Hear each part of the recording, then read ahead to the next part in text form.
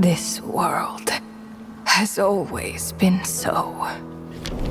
Life abides no reason, for none are born by their own consent. Death abides no reason, for it cannot be defied, even by those who see it coming. Time abides no reason, for it deprives us all equally, yet brooks not a second to be reclaimed. Space abides no reason.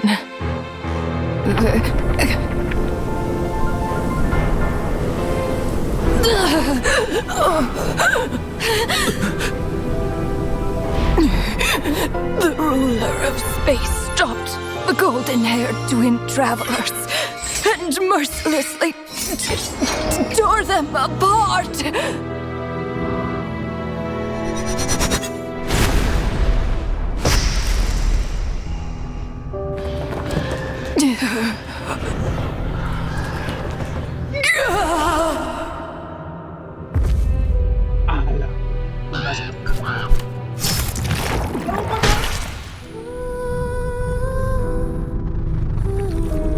The beer... No. This looks more like Rhine-daughter's doing. Please don't litter other people's spaces with your bizarre creations. Unsurprisingly, all life here has been rendered unstable, tainted by the ruler of space. I have seen enough to know that repeating this experiment would be fruitless.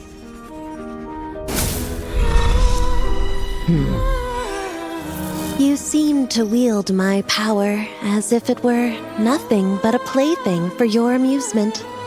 Although merging with you has stripped me of agency, I shall still continue to voice my disapproval. My dear Rhine-daughter. You have my respect, Nibirius. Your nagging is one of the only things that can get under my skin.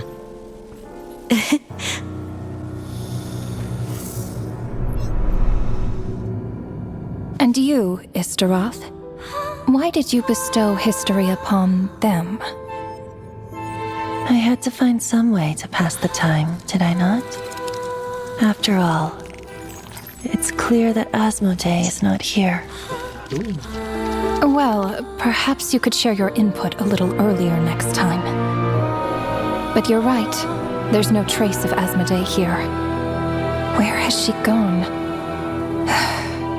Anyway, it's time I put this space out of its misery.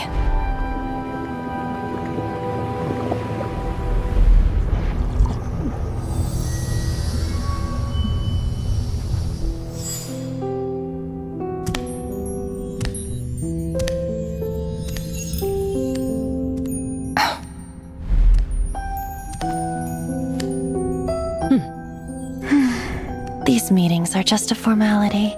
Does it really matter that only 3 of us are here? I, for one, think that we should find her. Since the heavenly principles cast us as shades, not one of us has ever missed a meeting. What if she just switched sides? Finding her would do more harm than good. Now there's an interesting idea. Better than being devoured. Just switched sides? You make it sound like such a trivial affair. We are shades, shadows of the heavenly principles.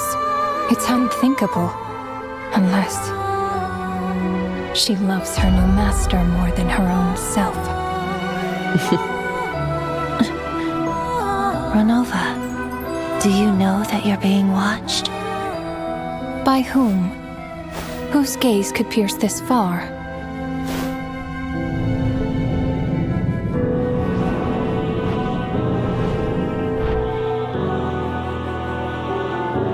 I remember those eyes. It was just before I placed the curse of immortality.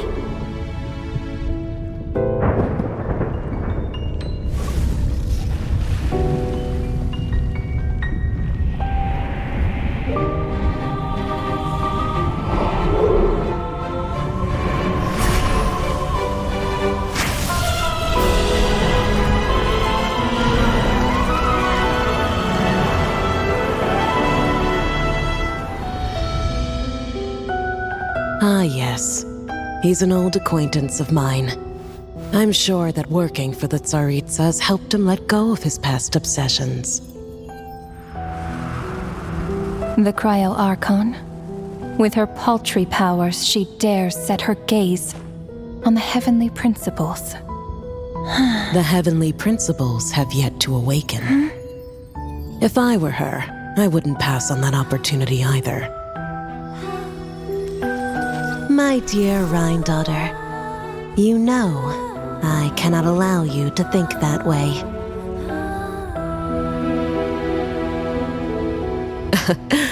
It was purely hypothetical, Nibirius. For lack of a direct order, I say it's time we intervened. Of course, to the extent permitted by the rules.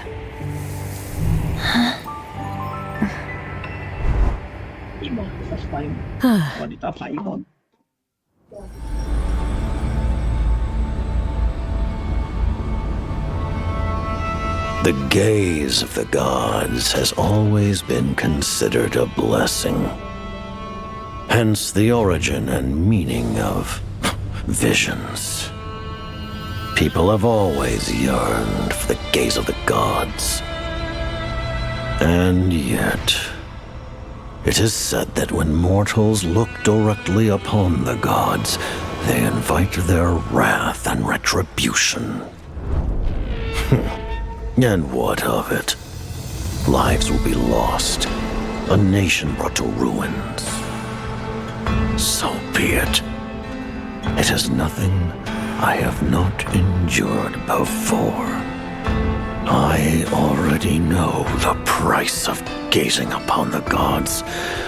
So tell me, what is the price of killing a god?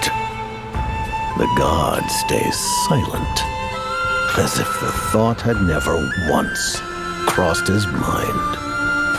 To all those who dare not look up to the heavens, Her Majesty the Tsaritsa says this. Behold, even the gods have their limits.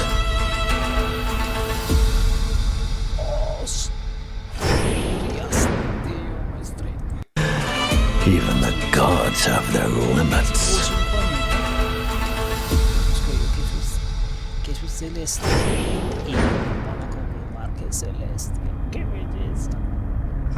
Inspection over. Return to your posts. Make sure the Frostmoon Scions don't pose a threat.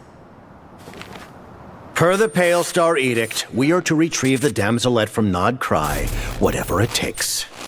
Ay, la próxima región, ok.